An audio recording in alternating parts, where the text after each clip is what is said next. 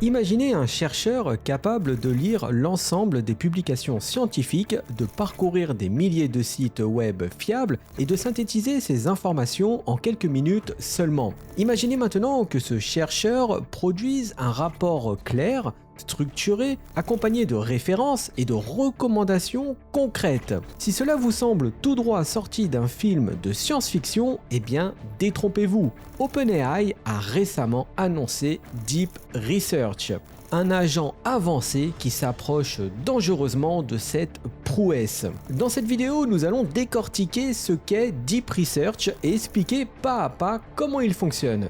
Nous verrons également en quoi cet outil marque une nouvelle étape vers l'AGI, l'intelligence artificielle qui ambitionne de dépasser le simple concept de programme spécialisé pour réaliser n'importe quelle tâche cognitive humaine. Et enfin, nous discuterons aussi de l'impact potentiel de Deep Research sur le monde du travail et sur des domaines clés comme la médecine. Je vous souhaite une très bonne vidéo.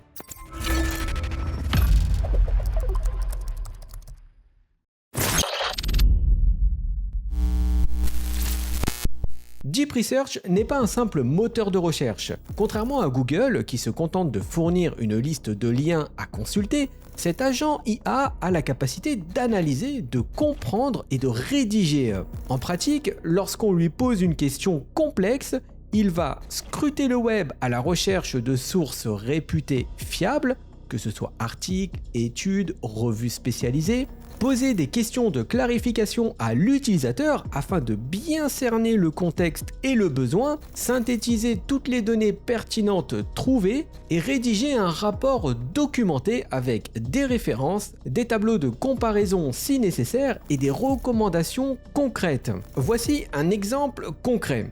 Supposez que vous souhaitiez en savoir plus sur l'adoption comparée d'iOS et d'Android dans les pays développés et les pays en développement. Eh bien, au lieu de consulter différentes bases de données, de compiler les chiffres vous-même et de rédiger vos conclusions, eh bien, vous fournissez simplement votre requête à Deep Research. Et quelques dizaines de minutes plus tard, eh bien, vous recevrez un rapport détaillé indiquant les taux d'adoption par région, les facteurs économiques qui influencent la popularité des systèmes d'exploitation et des liens vers les études utilisées. C'est un peu comme avoir un doctorant ultra rapide à votre disposition 24 heures sur 24. L'AGI désigne une intelligence artificielle capable de réaliser toutes les tâches cognitives qu'un humain peut effectuer. On peut y voir une sorte d'intelligence universelle qui dépasse la spécialisation. Elle pourrait aussi bien coder, diagnostiquer des maladies, résoudre des problèmes mathématiques avancés ou bien même créer des œuvres artistiques. OpenAI décrit l'AGI comme l'étape ultime. Une intelligence artificielle capable de fournir un travail économiquement rentable dans différents domaines. Selon Sam Altman, PDG d'OpenAI, eh bien Deep Research serait capable de générer un petit pourcentage de chiffre d'affaires pour l'entreprise, ce qui, même s'il reste modeste, prouve son efficacité grandissante. Cet outil semble ainsi être un premier jalon concret vers cette ambition de super intelligence.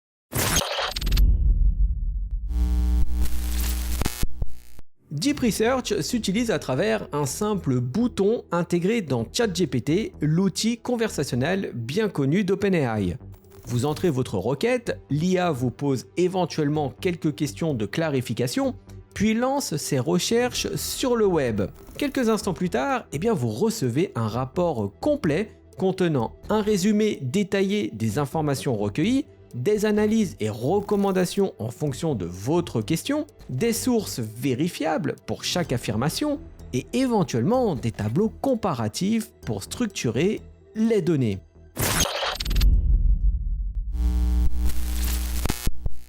Lors de démonstrations publiques, Deep Research a été testé sur des questions comme quels sont les taux d'adoption d'iOS et Android et comment varient-ils selon les pays développés et en développement, mais aussi quelles sont les meilleures stratégies pour apprendre une nouvelle langue selon les études récentes.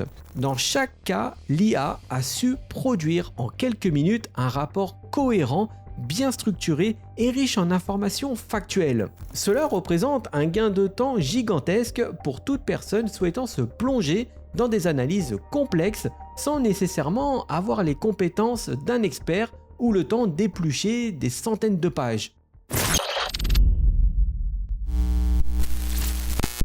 L'impact de Deep Research dans le domaine médical est particulièrement très marquant. Philippe Milan, responsable des marchés gouvernementaux chez OpenAI, raconte comment l'IA est intervenue lorsque sa femme a été diagnostiquée d'un cancer du sein. Deep Research a analysé son rapport de pathologie et a fourni des recommandations détaillées en recoupant les études les plus récentes. De plus, l'IA a souligné l'existence de recherches que les spécialistes consultés n'avaient pas mentionné. Cette anecdote montre toute la puissance de l'IA dans le contexte médical. Un accès instantané à l'ensemble de la littérature scientifique peut permettre de détecter des traitements innovants ou complémentaires. Alors bien sûr, il ne s'agit pas de remplacer les médecins, mais l'IA peut jouer le rôle d'un assistant éclairé venant compléter l'expertise humaine. Dans l'avenir, on peut imaginer qu'un médecin équipé d'une tablette ou d'un dispositif semblable, interrogeant directement Deep Research pendant la consultation, pour avoir un aperçu immédiat des dernières recommandations cliniques sans perdre de temps à éplucher des bases de données parfois obsolètes ou incomplètes. Alors bien que Deep Research offre déjà des résultats impressionnants, il présente encore quelques limitations. Tout d'abord pour le temps de calcul. Dans certains cas, la requête peut prendre entre 30 minutes et 1 heure pour s'exécuter. Alors comparé à un chercheur humain, cela reste très rapide. Mais ce délai peut frustrer ceux qui s'attendent à une réponse instantanée. Ensuite, nous avons un coût élevé. Et oui, actuellement, Deep Research est réservé aux utilisateurs pro avec un abonnement démarrant à 200 € par mois, ce qui est un frein à son adoption massive. Une autre limitation, c'est le nombre de requêtes restreint. Même pour les utilisateurs payants, il existe un quota mensuel limité à 50 ou 100 recherches. Il faut donc gérer son utilisation avec précaution. Et la dernière limitation, c'est sur le taux de réussite. Sur un benchmark appelé le dernier examen de l'humanité, Deep Research a atteint 26,6% de réussite, soit plus du double des autres modèles d'OpenAI. C'est déjà très impressionnant, mais il reste encore de la marge pour atteindre une fiabilité comparable à celle d'un expert humain. Deep Research marque une avancée majeure dans l'univers de l'intelligence artificielle et nous rapproche un peu plus de l'AGI. En automatisant des pans entiers de la recherche et de l'analyse, il ouvre des perspectives vertigineuses pour tous les secteurs: médecine, finance, éducation, droit, etc. Son potentiel est immense et il suscite à la fois admiration et prudence. En même temps, il nous invite à repenser la place de l'IA dans nos activités quotidiennes. À mesure que ces outils se perfectionnent, il devient essentiel de les intégrer de manière responsable en accompagnant les professionnels pour qu'ils en fassent un usage éclairé. Nous pouvons entrevoir un futur où l'humain, libéré de certaines tâches répétitives, peut se consacrer à des missions à plus forte valeur ajoutée, comme par exemple la créativité, l'innovation ou bien l'empathie. Je serais ravi d'avoir votre avis à ce sujet. Dites-moi si vous êtes enthousiaste à l'idée d'utiliser Deep Research dans votre domaine ou bien craignez-vous des dérives liées à l'automatisation de la connaissance. Donc n'hésitez pas à partager vos réflexions, vos craintes, mais aussi vos espoirs. C'était Damien de Formip et quant à moi je vous dis à très bientôt pour une prochaine vidéo.